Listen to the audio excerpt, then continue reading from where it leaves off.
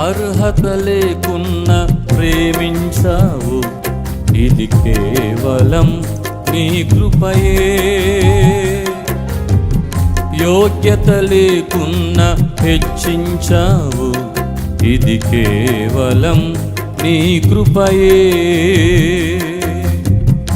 అర్హత లేకున్నా ప్రేమించావు, ఇది కేవలం నీ కృపయే. యోగ్యత లేకున్నా హెచ్చించావు, ఇది కేవలం నీ కృపయే. కృపయే కృపయే